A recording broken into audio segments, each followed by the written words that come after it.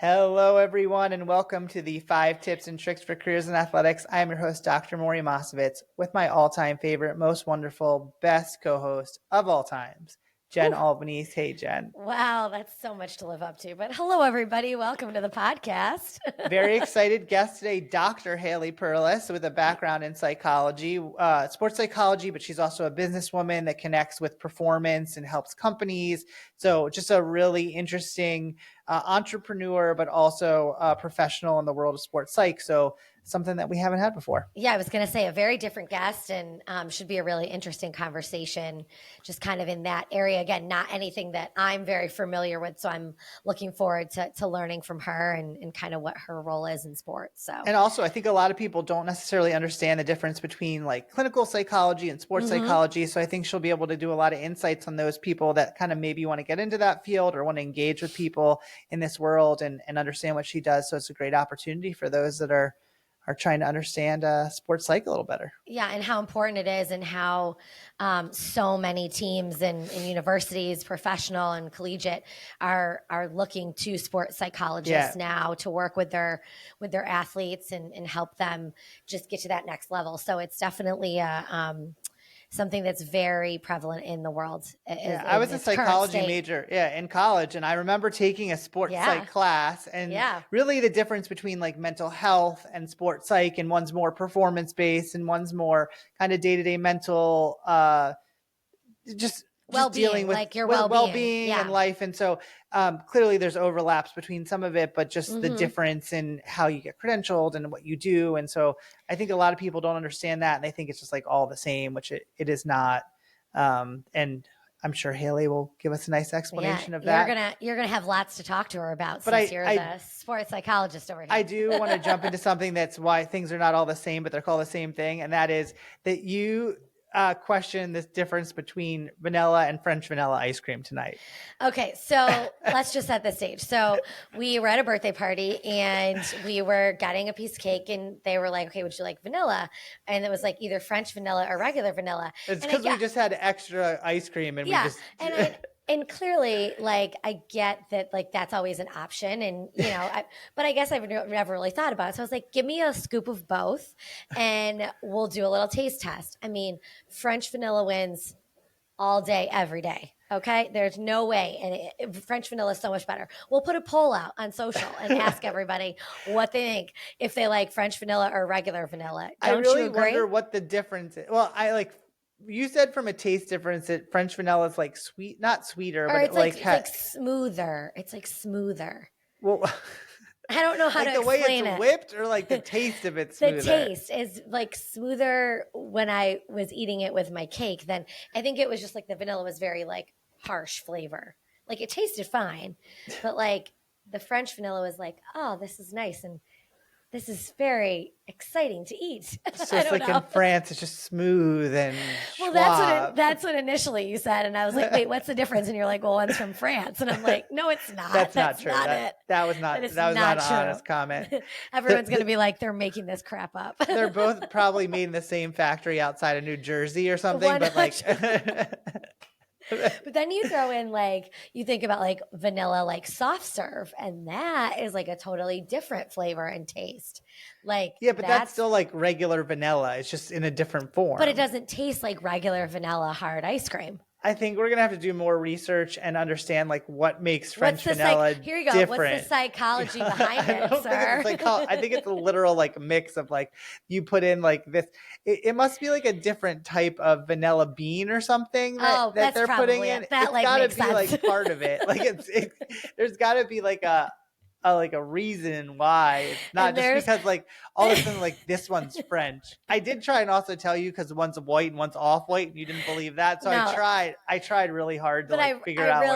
I really do think it's probably the bean, and there's the doctor in you, Maury, being like, they're like, you know, this is just me reasoning. I'm not admitting to understanding this at all. I probably am going to go on Google after this like whole episode and understand the difference between vanilla and French vanilla, just because now I'm a little more curious after the conversation. I know, but seriously, we're going to put a poll up so that people can vote what they would like. Like, I think you feel strongly that French vanilla is going to win hands down. Hands down. That's my opinion.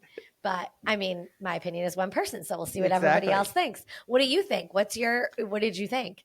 I think that you use different things for different instances. No, Like what do you mean? I think that like if you're having like a regular ice cream sundae, like vanilla ice cream is right. But like if Sure. you want like a put it on your pie, like apple pie with French vanilla ice cream, I think could be better. So I think that you have to like have It's like everything in it's its like place. wine. It's like a pairing with Yes. wine, ice cream. You just pair it with things. Yeah, exactly. I'm a ice cream sommelier. There, I don't think that's even a I don't think it is either. thing. But with You're just that, an ice cream scooper. I'm just a scooper is what it is. So with that, very excited to have our guest today, Haley. Coming up, you can learn about the different types of the difference between sports psychology and more mental health psychology, but also the whole world of being in sport performance. And we're looking forward to having her come after these messages. Are you a loyal 5 Tips and Tricks podcast listener? If not, now is the time to start. Get all your info and fun content on the podcast by following us on all our social channels at @AthCareerPod. The 5 Tips and Tricks podcast is a part of Athletic Career Consulting. Make sure to reach out to us. The one-stop shop for everything is our website, www.athcareer.com. Remember, follow and like us on @AthCareerPod, rate and review us, and get all your info at www.athcareer.com. Okay, everybody, welcome back. Maury, would you like to introduce our guest today? Absolutely. Today's guest works with some of the world's top athletes, brands, and fitness experts to help individuals and corporations move past mental blocks and achieve results uniquely tailored to their goals and expectations. She received her BA in Kinesiology from the University of Western Ontario and her MS in Sports Pedagogy from the University of Florida. She also attended the University of Northern Colorado for her Ph.D. in Sports Psychology. With her knowledge and personal experience as an elite athlete, coach, fitness professional, and entrepreneur, Ph.D. in sports psychology, and overall wellness enthusiast, she provides her clients with the mental toughness tools necessary to achieve their highest level of performance. We're very excited to welcome Dr. Haley Perlus to the podcast. Welcome.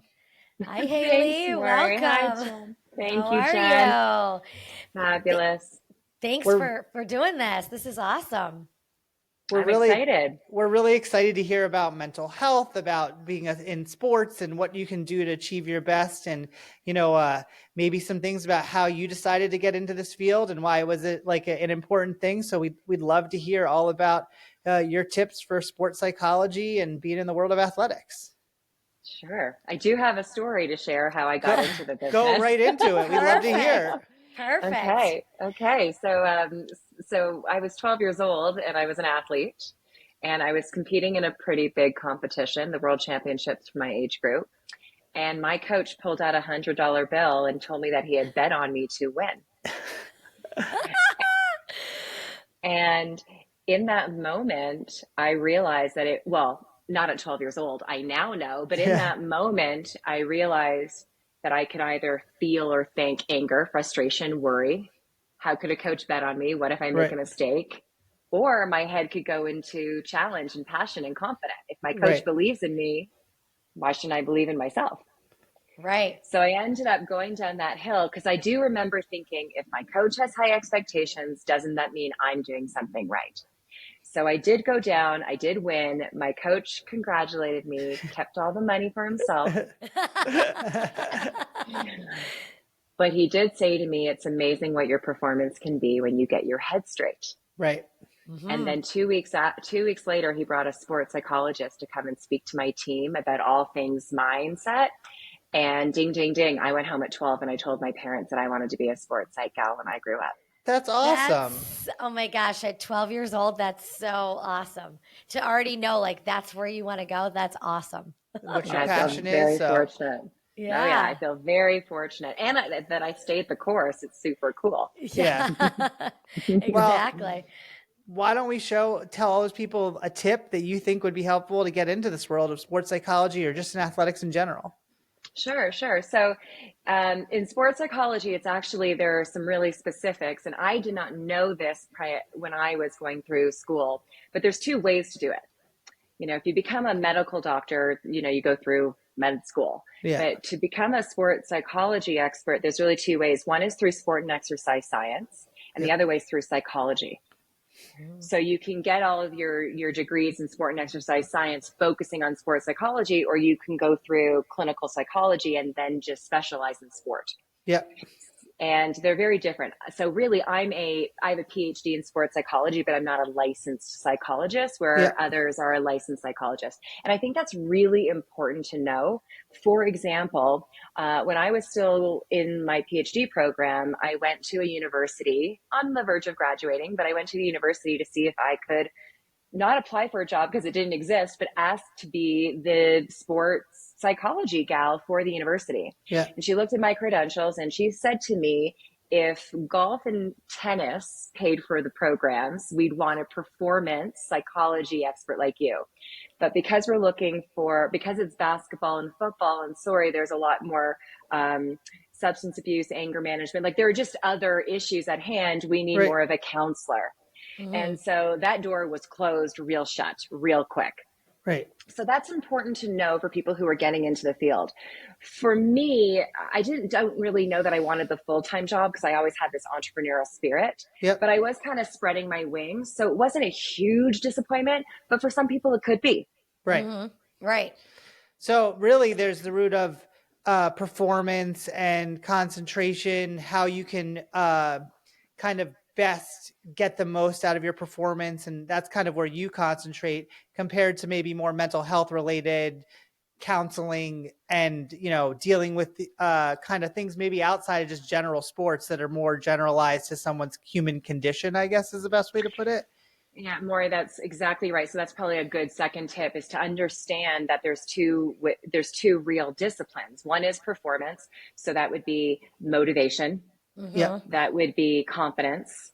That would be concentration and anxiety control, like how to get into your ideal zone of functioning. And then there's mental health, which is really your social, your psychological, your physical overall well-being. And they're two different, a great example, which I think we all know the name Michael Phelps. A great example is Michael Phelps. He knew how to perform. He had the performance psychology down. He was the most mentally tough athlete, but he now talks and has a huge passion and mission towards mental health because he didn't necessarily have that overall well-being. And it goes the other way around. Now they do work together. They do help each other, but it's really important to know what your passion is and what area you want to focus on. That's awesome. And where have you been feeling like how did you decide performance is really the way you wanted to go over something like a mental health side of things? I love stress. No, I don't love stress. I was like, wait, what? I love helping people harness stress. I love as a performance enhancement tool. So I really liked the performance probably from when I was 12 years old, and my coach put a whole lot of stress on me and I was able to embrace the pressure. I want to help others do that too, because in athletics, as we all know, people either train better than they compete, but we don't want that. We want them to compete at or even better than they train. And a lot of that has to do with the emotional impact of pressure and stress and high expectations. So that to me is just amazing. And however, though, in my practice, within my abilities, like I'm very clear on my boundaries and I know when to refer and to ask someone to supervise me because they're clinical. Sometimes if an athlete has an eating disorder, for example, if I can talk about confidence and not necessarily focus on the eating disorder, but talk about anxiety control and confidence, it can help with that mental health as well. Right. It's that crossover between everything, hitting your peak performance at the right time, getting the right out of everything. So no, that's awesome. I think when you talk about like stress and kind of harnessing it for good, I feel like that's for anybody. Like I'm listening and I'm like, how do, that's something that, I think a lot of people deal with, whether you're an athlete or not, whether you're in the sports industry or not. There's always stressors in your life and how you react to those and how you can channel those to be more in a positive than a negative. Like you said at 12, like you could have gone down one way or the other way. Like how do you find that positive? And that's something I think can kind of go across all, not just for sports. So that's really interesting. And another great tip, because So I started off in sports, but now I work in the sport industry, the business industry, the corporate Right. industry, and also health and wellness. So these tools are transferable. So even though I stay in my lane with regards to the topics, the Yeah. topic can be applied to all industries of life. Well, that's Yeah. awesome. Okay. Number 3, I think we're on the third I tip. think we're on Are we on 3. third? Yes. So what would your Well, third tip be for those people out there? I think that was the third, but I could Yeah. be wrong. No, maybe we're 4. I'm sorry. No, that's Jen's okay. got to keep me I honest sometimes. Well, no, the whole stress thing, I was like, what are the tips for that? I would like to know. can keep talking and talking. No, No, that's good. okay. That's good. I do have another tip, and it's something, it's an interesting, and I think I discovered it while I was doing it, but now it's like a strategy for myself. Right. I don't necessarily go to where the competition is. I go to where there isn't a lot of competition. So I'll give you an example. When I was still pursuing my PhD, so I was still a student, but I had a master's, so I could be an adjunct lecturer. I could Yeah. start teaching at the university. I didn't call the schools that already had sports psychology. I called the schools that did not have sports psychology, and I asked if they'd be interested in me teaching and introducing sports psychology. And so and to start my public speaking, not only was I a sport coach and now I have this degree in sports psychology, I was also a fitness instructor. So to start my speaking, I didn't only go to where sports psychologists were speaking because I had a lot of competition. Right. I went into the fitness industry where there was no sports psychologist. So I was able to kind of not bud the line because there was no line. I Right. just found an area, which then allowed me to really get some experience early on and practice those skills.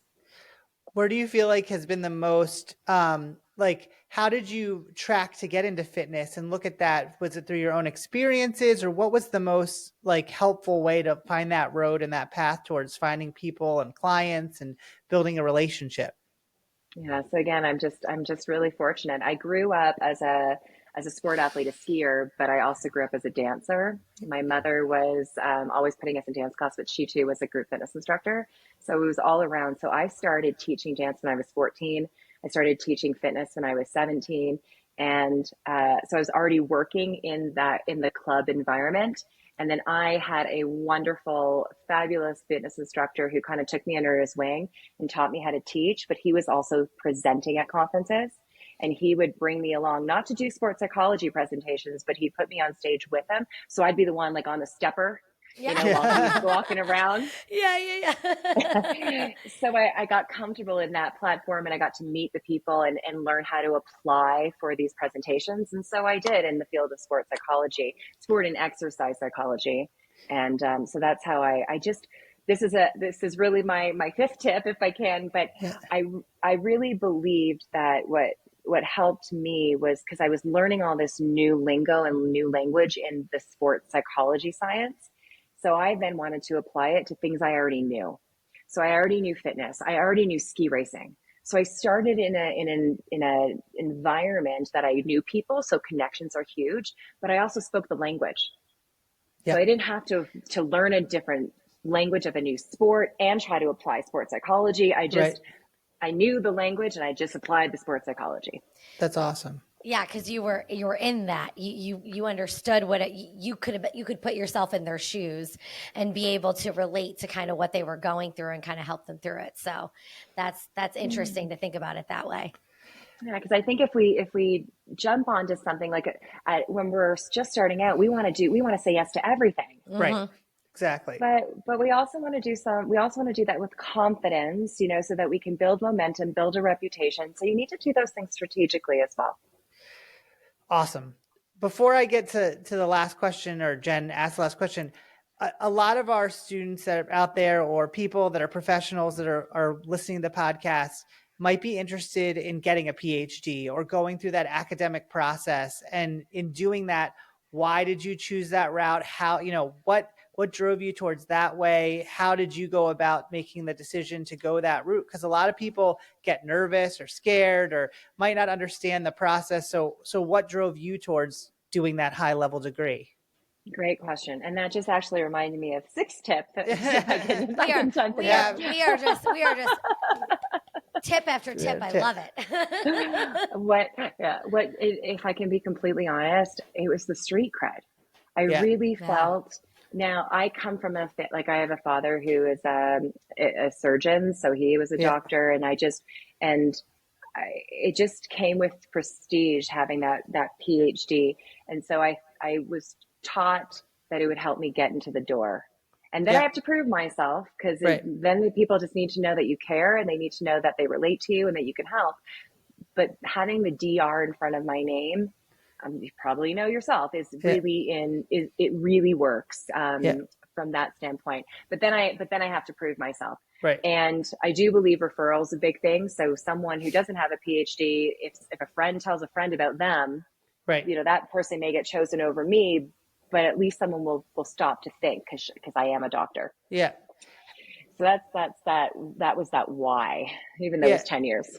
Yeah. Well, how did you go about deciding like what programs to look at? How did you dive in and say, hey, I want to take this step? Because I know for me, it was kind of a big decision when I decided to go and make that jump. And a lot of people get very nervous about the idea of doing that. So how did you kind of navigate that? I don't know that I had the same experience with you. I think it Yeah. was an inevitable. It was just the path I was on. Yeah. However, my decision making, I don't know that I would repeat that. So I went to the University of Florida for my master's, Yep. and I chose that program because it was a great program, and I knew someone that was already in the program who spoke highly of the advisors. And I went there, and I really, as I was going through, because I wanted to start practicing Yeah. before, like I wanted to start my career. Yep. And I'm a ski racer. Well, Right. that doesn't really work in Florida. No, that's a hard place to be a ski racer. It makes a lot more sense to be in Syracuse than Florida for ski racing, but So that's why I chose the state of Colorado to go and do my PhD. Yeah. However, I almost got kicked out of my program. I was asked to consider leaving after year 2. Wow. And it wasn't because I'm a bad student. It was because my advisor and I didn't necessarily have an agreement. I really wanted to be practical, Right. applied, and I wasn't really following the script of a student who was going to be doing a lot of research. Right. So I didn't really meet their requirements. And so to anyone out there, not only if you're going to make a big decision to do your PhD, you really want to don't choose the location, choose the school, choose the advisor, make sure that their interests match yours, so that it can be a very smooth, healthy 4 years. Yeah. No, I can so relate to it when I was going through, and I ended up having to change my advisor actually because they left the institution like in the process of getting my dissertation going. And luckily for me, the person that came on was great, almost better than the first person, not anything against the original advisor, but really kind of said to me like, well, I know that we're kind of put together, how do you want to go about this? And it could have been a totally different scenario where they could have said, oh, you need to do it this way. You need to look at things the way that I want to, but they really gave the platform, and how people don't realize how important those advisory processes and matching your interests with who the faculty members are, and how much time you should really explore how that program is, because it can make it more difficult, as you said, to get through the process, your dissertation, the writing, the research, without kind of being in alignment with the faculty that are there. It is key. And when anyone asks me, how do I choose my program? That is the first priority in my mind. Well, that's awesome. Well, Jen, final question. All right. So our last one, Haley, what do you know now that you wish you knew then? So what do you know now at this point in your career that you wish you knew when you first started? In addition to everything I just I am learning, and it's funny because I'm going to talk about goals, and I'm a sports psychologist who talks about goal setting. I believe in having like direction, and especially if you're passionate about it. Like I knew I wanted to work on the mindset with athletes, but then have some flexibility to be open-minded and curious to learn what you don't know, because things can take shape. And for me, now that I'm in business sport, business, and health and wellness. I don't know that I knew that was going to happen. So you just have your goals, have your focus, have your Right. purpose, but also just, keep a lookout and don't be so narrow-minded that you lose sight of some great new opportunities that you didn't even know existed. Yeah, some of the most surprising things are those things that you weren't thinking were coming your way. Like that they can be the most rewarding, I guess would be the right way to put them. Yeah, just those new opportunities, and you never know, like, because everything is ever changing. Every industry is always changing, and to be able to be flexible and open minded to other things is always important, and that's across, again, like I said, across all sport. It's good to have that flexibility. So that's a good one, to be open to all opportunities, which is good. So I'd also say stay in your lane. Yeah. If I can.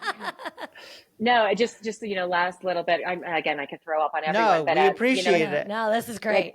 I have certifications in nutrition and fitness and coaching. Right. But I let those experts take care of the neck down. My Right. area of expertise is the neck up. So I understand all of that. Yep. And I'm going to stay in my lane. Well, that's an awesome tip. Sometimes I wish sometimes Jen and I could definitely speak to, sometimes we feel like it would be nice if people would let everyone get in their own lanes once in a while. So it's a good check-in for all those professionals that are listening. Like, are you really in the area that you are trained in and supposed to be? Like, coach, you're a coach. That's your job. We'll help support the other stuff for you. Yeah. That's why everybody else is here. Well, Haley, it was so lovely meeting you. Thank you so much for your time. And, please share all your socials. You have some amazing things out there. So please share with our listeners all the things that you have going on so that they can check up with you on social media and your other platforms. Oh, right now? Okay, yeah. So the best place is my website, drhaleyperlus.com. You can find my book, my master classes, you can actually opt in and write me a message. I'm the one that gets it. So I'll write back and answer any questions. And then, Instagram, YouTube, LinkedIn, but go to my website. It's the best place to connect with me. Well, thank you so much for your time. We really do appreciate it. We'll share all that on our socials too, so everybody can connect with you. And obviously make sure you're following us, everybody, on our socials at Ath Career Pod, and on all your podcast platforms as well. So this has been really, really interesting. And thank you for sharing all of your tips, Haley. We got so many. I feel like we got way more than 5. So we got more than we bargained for. You have to rename your podcast. Yeah, you have to rename your podcast. This episode's going to be like 20 tips and tricks with Haley. This is fantastic.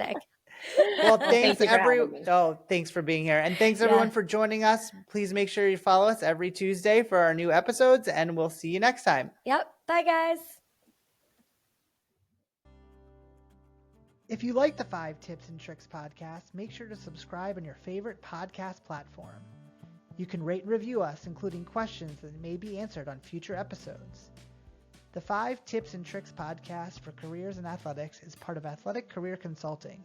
Check us out at www.athcareer.com. Don't forget to follow and like us on your top social media platforms.